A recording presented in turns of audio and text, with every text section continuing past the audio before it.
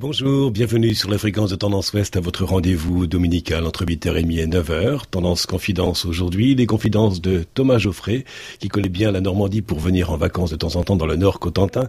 Merci de vous présenter en quelques mots aux auditeurs de Tendance Ouest ce dimanche matin. Je vais dire d'abord que je suis marié, que je suis père de 3 enfants avec mon épouse, que j'ai un parcours de financier qui se pose des questions. Voilà, un parcours qui a fait des fusions-acquisitions, de l'investissement, du conseil et qui se pose pas mal de questions sur le sens de l'économie. Alors, est-ce que économie, éthique ou morale, ça fait bon ménage ? À la base, oui. Quand on reprend l'étymologie des mots, on s'aperçoit que c'est assez cohérent. Le mot métier, qui est quand même au cœur de l'économie, quand on fait son métier. Métier, ça vient du latin ministerium, ça veut dire service. Quand on fait son métier, on rend service aux autres. Donc, normalement, économie et éthique vont ensemble. Après, on a tous nos biais, nos difficultés, nos faiblesses. Alors, nous entendons parfois des personnes dire qu'il règne un bon esprit d'équipe au sein de leur entreprise. C'est ce que vous vivez aussi au sein de votre métier ? Là encore, moi j'aime bien reprendre l'étymologie. En anglais, le mot entreprise, il y a 2 mots. Il y a un mot qui s'appelle corporate et il y a un mot qui dit compagnie. Compagnie, c'est la même étymologie en français que le mot compagnon. Corporate, ça peut ressembler à une phrase, alors je vais tomber un peu dans la spiritualité, certains ne connaissent pas, une phrase de Saint Paul qui dit « vous ne ferez qu'un seul corps ». Et donc une entreprise, c'est des gens qui partagent le pain ensemble pour ne former qu'un seul corps. Et donc ils font compagnie, ils doivent être ensemble dans un but commun et faire compagnie. C'est peut-être là où il y a la faiblesse du monde économique aujourd'hui, c'est qu'on a du mal à faire compagnie, on a du mal à avoir une vision commune pour quelque chose de bien, une vision commune pour le bien commun, et le faire ensemble en se respectant les uns les autres et surtout en respectant même les plus fragiles à l'intérieur de nos propres organisations, puisqu'on a tous nos propres charismes, même si on a nos faiblesses. J'aime beaucoup les moines, mais Saint Basile, un moine d'Orient, qui disait « le charisme de chacun est le bien commun de l'ensemble ». C'est-à-dire qu'on a tous nos propres petits charismes. Et nos propres petits charismes ne sont pas que des charismes d'intelligence ou de technicité. On peut avoir un charisme d'humour, on peut avoir un charisme de pleurs. On a parfois besoin dans nos entreprises ou dans nos organisations, quelles qu'elles soient, ou dans notre famille, d'avoir des gens qui pleurent avec nous quand on est triste, on a besoin d'avoir des gens qui rient avec nous, on a besoin des gens qui nous pardonnent, on a besoin d'avoir des gens costauds, on a d'avoir des gens courageux, même un peu trop courageux pour nous entraîner quand on est plus timide. Donc on a besoin d'avoir des charismes très variés et parfois on les oublie dans les entreprises. Quand quelqu'un fait mal une action ou qu'il est un peu plus faible ou un peu moins technique ou un peu moins brillant, il est mis de côté. Mais s'il fait rire toute l'équipe, il est utile. Alors, comment tenir en même temps compte du produit que fabrique l'entreprise et en même temps la dignité de la personne qui fabrique ce produit ? Quelque chose qui m'importe beaucoup, c'est d'ailleurs ça vient du monde bénédictin, là encore, c'est que je pense que toute organisation a 3 vocations. La première vocation, c'est de servir les hommes. Donc une entreprise, comme n'importe quelle organisation, doit se demander à quoi elle sert. La deuxième, c'est elle doit permettre aux gens de s'émerveiller, elle doit faire des choses belles. Même un électricien, quand il va au bout de son travail, il est beaucoup plus heureux que quand on l'interrompt 2 jours avant en lui disant « c'est bon, t'as fait le truc, les finitions, on s'en fiche, passe au chantier d'après ». Quand il va au bout du travail, il a l'impression d'avoir quelque chose de beau. Dans l'informatique, ça peut paraître étonnant, mais on parle beaucoup de code aujourd'hui, des gens qui font du code informatique, ils peuvent trouver leur code beau.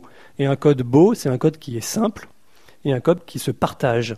Une équation belle, c'est une équation qui peut permettre d'en faire d'autres et qui peut permettre à d'autres mathématiciens de rebondir sur une équation. Donc, il y a une notion de partage. Donc, dans ce qu'on fait, il faut servir les hommes. Et enfin, je crois qu'on doit aider les gens à grandir, à s'élever spirituellement, quelle que soit notre foi.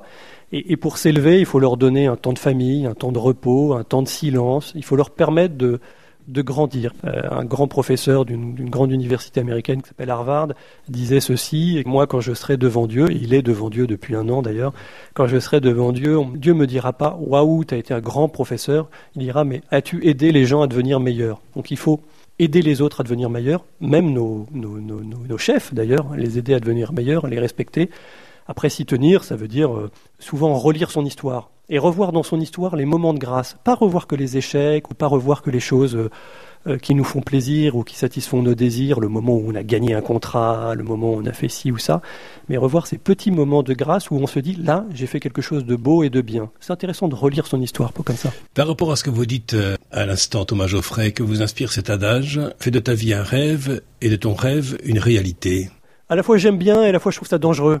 C'est dangereux de croire que sa vie va être un rêve. Le travail peut être difficile, la vie peut être difficile, et dans cette difficulté, on peut trouver des moments de grâce. Je trouve que ça relègue un peu toutes les personnes qui vivent des difficultés et qui se disent « mais moi, je rêve, et je fais pas de ma vie un rêve ». Le rêve de ta vie, c'est de trouver des petits moments où on a eu cette grâce de faire quelque chose de vrai, de beau, de bien. Et on a tous ces petits moments-là, même si notre vie n'est pas le rêve qu'on avait quand on avait 18 ans. On est là où on est, on n'y est pas par hasard, on y est peut-être parce qu'on a une vocation là où on est, qui peut être une petite vocation, mais qui est une belle vocation. Est-ce que pour vous c'est identique entre réussir sa vie et réussir dans la vie ? En réalité, ça devrait être similaire, réussir sa vie et réussir dans la vie, puisque réussir sa vie, c'est réussir dans le monde dans lequel on est, donc réussir dans la vie qui nous entoure, transmettre. Mon succès financier ou mon succès professionnel n'a d'intérêt que s'il œuvre pour le bien des hommes qui m'entourent, des autres, des employés, des clients, des fournisseurs, des gens que je croise dans la rue, de mes cousins, de ma famille. Donc réussir sa vie et réussir dans la vie devrait être la même chose. C'est-à-dire, moi, je pars du principe que n'importe quelle entreprise doit faire quelque chose de bien. C'est ce que je disais tout à l'heure en disant le métier, c'est rendre service aux autres. La vocation d'une entreprise, qui est une vocation, elle doit faire du profit pour pouvoir investir, pour pouvoir créer, pour pouvoir bâtir le monde. On a besoin de profit pour bâtir le monde, on a besoin de profit pour recruter, on a besoin de profit pour investir dans des machines, on a besoin de profit pour prendre des risques en recherche et développement. Mais malgré tout, si on prend des risques en recherche et développement, si on recrute des hommes et des femmes, et si on investit, c'est pour créer quelque chose qui répond aux besoins du monde. Donc, et ça, n'importe quelle boîte doit le faire. Qu'elle soit solidaire ou pas solidaire, ou qu'elle ait un label ou qu'elle n'ait pas de label. Alors qu'elle n'ait pas de label, ou peut-être celui de l'émerveillement. Exactement, nous émerveiller. Je pense que, en fait, je dis l'entreprise, on pourrait dire n'importe quel type d'organisation, n'importe quelle association. Nous devons collectivement œuvrer à rendre chacun meilleur. Nous devons collectivement œuvrer à permettre à chacun d'aller au bout de sa vocation, à être meilleur, à aimer plus, à être plus joyeux, à trouver une sorte de bonheur qui se partage. Et donc on doit aider les gens à être meilleurs. Je redis ce que je disais tout à l'heure, parce que je trouve que c'est une belle citation de ce chef d'entreprise qui s'appelle Jason Fried, qui disait « L'entreprise n'est pas une grande famille, elle se soucie des familles ». C'est une manière de rendre les gens meilleurs. Comment moi, en tant que uniquement que chef d'entreprise, en tant que collègue, je peux aider la personne du bureau d'à côté à être meilleure. Comment je peux l'écouter, comment je peux la faire grandir. C'est important. Et Thomas Geoffrey, vous êtes l'invité de Tendance Ouest et son magazine Tendance Confidence jusqu'à 9h. L'invité d'aujourd'hui est Thomas Geoffrey. Avec vous, nous parlons d'économie puisque c'est aussi votre travail d'être financier. Nous avons parlé avec vous en première partie d'émission si ça faisait bon ménage entre économie, éthique et morale.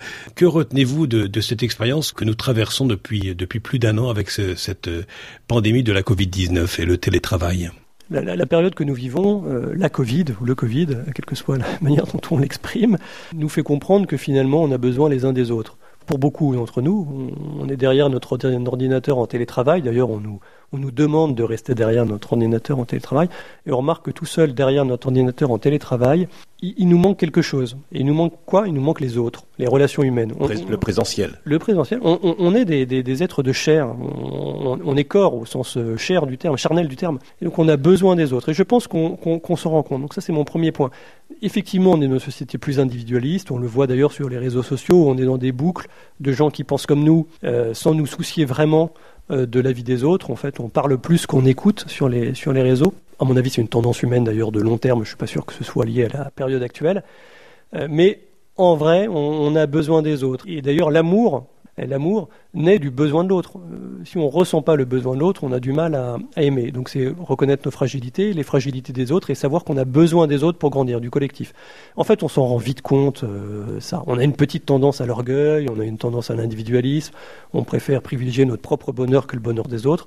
Mais quand on expérimente le fait qu'avec les autres, les relations humaines qu'on noue avec les autres, les charismes des autres, qu'on arrive à faire quelque chose de plus beau et de plus grand, après on ne le quitte plus. Alors que la dimension familiale demeure très importante aujourd'hui. Oui, c'est d'ailleurs un paradoxe. Il y avait d'ailleurs des études une étude qui m'avait beaucoup frappé.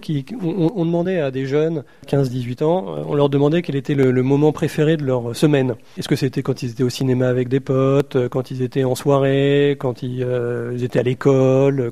Et en fait, ce qui ressortait en premier, c'était que leur moment préféré, bizarrement, c'était le dîner du dimanche soir en famille. C'est étonnant. On a besoin des autres, on a besoin de cet amour collectif. M, prix et travail, c'est le titre de votre livre paru aux éditions Salvator en 2021. Thomas Geoffrey, vous en êtes l'auteur. Vous avez mis l'ordre de ces 3 mots. C'est vous qui avez choisi les mots ou c'est votre éditeur? Non, c'est moi. C'est moi. Prix et travail, c'est pas écrit dans la règle de Saint-Benoît, mais les bénédictins ont dit souvent qu'une de leurs devises, c'est prix et travail, ora et labora. Et j'ai rajouté M avant, parce que ça me semble très important de rappeler, même s'il est finalement compris dans la prière pour les bénédictins, mais de le rappeler en amont, de dire vraiment, oui, M, c'est important. M est fait, et de ce que tu vas faire, prie pour le nourrir, et travail, c'est l'action. La prière, finalement, est entourée par l'amour et l'action. Vous êtes sensible donc à l'entreprise, nous l'avons compris, à la culture contemporaine, à la vie familiale, à la spiritualité bénédictine, et puis également à la doctrine sociale de l'Église. Mais que vient faire l'Église en parlant de doctrine sociale? Est-ce que c'est bien son domaine? C'est marrant d'ailleurs, parce qu'avec mon épouse, on s'occupe aussi de préparation au mariage, et on se demande est-ce que vient faire l'Église dans notre vie sexuelle? Qu'est-ce qu'elle vient faire dans notre vie professionnelle? La doctrine sociale de l'Église, il y a 2000 ans de pensée. Il faut quand même croire qu'il y a des gens qui ont réfléchi avant nous. On ne réinvente pas la poudre tous les ans. Et donc depuis 2000 ans, ou 6000 ans si on prend la pensée juive, de personnes qui ont réfléchi avant nous, qui n'ont pas dit que des bêtises, on réunit ça, on essaye de prendre le meilleur de ce qu'ils racontent et de se dire comment tous ces gens-là ont été d'une manière ou d'une autre inspirés. Et dans le meilleur de ce qu'ils ont dit, on essaye de le réunir et de se dire tout ça, ça inspire aussi le monde d'aujourd'hui pour aimer mieux. Thomas Geoffrey, vous n'êtes pas sans aller sur Internet, vous écoutez la radio, la télévision, les différents médias, et vous n'êtes pas sans ignorer qu'il existe aussi des fake news, des mauvaises nouvelles, des rumeurs. L'Évangile, qui est aussi un aliment de votre foi, qui parle aussi d'amour, comme le titre de votre livre qui parle de M, prix et travail. Pourquoi n'y a-t-il pas plus de personnes à croire, alors que dans cet Évangile, il est question de bonnes nouvelles? Je pense qu'on se laisse très facilement entraîner dans notre propre défaut. On a souvent envie que la société valide tout ce qu'on fait nous-mêmes. Moi, j'ai plein de faiblesses.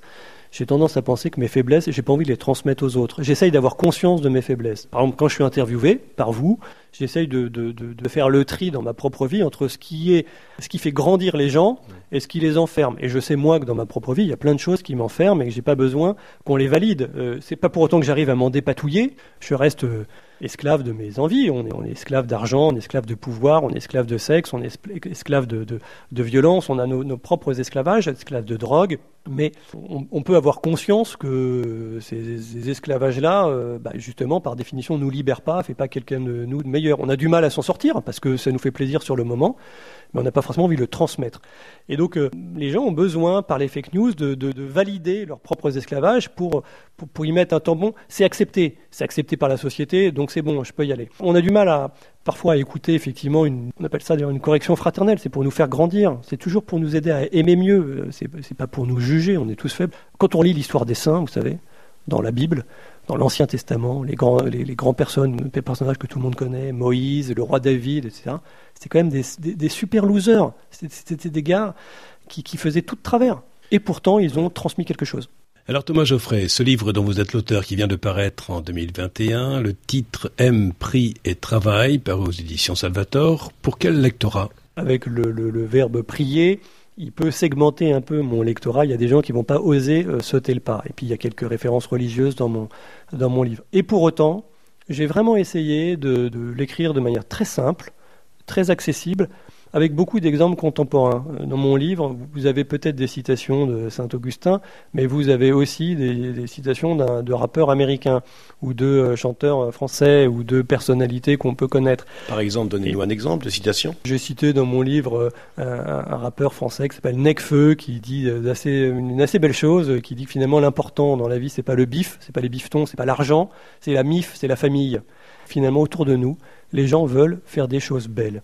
Les rappeurs essayent, à leur manière, parfois, d'exprimer une réalité sociale et de dire, au fond du fond, des choses belles. L'important dans ta vie, c'est ta famille, c'est les gens qui t'entourent, c'est la beauté des choses. Et donc mon livre, il essaye d'être accessible, de dire la réalité du monde tel qu'il est, de donner quelques clés de lecture pour essayer soi-même de participer à une forme de transformation de cet univers-là, de ce monde-là. Tout le monde, tout un chacun. Alors j'ose une question joker. Au terme de cet entretien pour Tendance Ouest et son magazine Tendance Confidence, votre livre est relié, et c'est ce qui fait l'unité de ces différentes pages. Qu'est-ce qui fait l'unité de votre vie ? Qu'est-ce qu'il a relie ? C'est à la fois intime, parce que on a tous des unités différentes dans nos vies familiales différentes. Nous, ce qui nous réunit, c'est cette croyance fondamentale qu'on a une vocation et qu'elle est en partie spirituelle. Et donc effectivement, c'est un ciment dans notre couple, parce que j'essaye de rendre ma femme plus sainte qu'elle ne l'est, et elle essaye de me rendre plus saint que je ne le suis, et j'essaye à ma manière, sans évidemment leur bourrer le mou, j'essaye de faire grandir mes enfants pour que demain ça soit des gars bien, des gens bien. Et ce qui les relie, c'est ça, ce qui nous relie, c'est ça, c'est cette de bienveillance ouverte sur le monde, pas enfermée sur soi. On peut aimer sa petite copine ou sa femme, tous les deux les yeux dans les yeux. Un moment, quand on se marie, on dit quelque chose au monde, et c'est se dire, l'amour qu'on a l'un pour l'autre, on a envie de le transmettre. Et on a envie il se nourrit aussi du fait qu'il se transmet aux autres. C'est la différence entre l'eau et le feu. Quand on verse de l'eau, il n'y en a plus. Quand on fait passer une flamme de bougie en bougie, la première bougie garde la flamme et la flamme continue et se poursuit. L'amour, c'est un peu ça. Et donc, c'est une bienveillance, mais qui se transmet aux autres et qui se nourrit des autres. Merci beaucoup pour ce temps accordé à cette émission Tendance Confidence, Thomas Geoffrey. Merci beaucoup de m'avoir invité. Podcast by Tendance Ouest.